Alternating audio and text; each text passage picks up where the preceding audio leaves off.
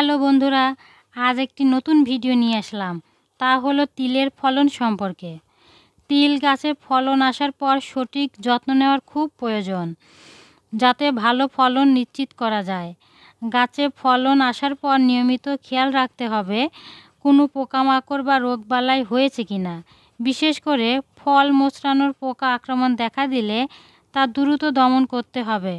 গাছের গোড়ায় অতিরিক্ত পানি দেওয়া ঠিক নয়, কারণ তিল গাছে জলবদ্ধতা সহ্য করতে পারে না। তবে মাটি একেবারে শুকিয়ে গেলে হালকা সেচ দেওয়া যেতে পারে। ফল পরিপক্ক হতে শুরু করলে গাঢ় বাদামি রং ধারণ করে, তখনই গাছ কেটে ফেলার প্রস্তুতি নিতে হবে। গাছ কাটার সময় সাবধানে করতে হবে, যাতে তিল ঝরে না যায়। গাছ কাটার ৩-৪ দিন রোদে শুকিয়ে তারপর বীজ সংরক্ষণ করতে হবে।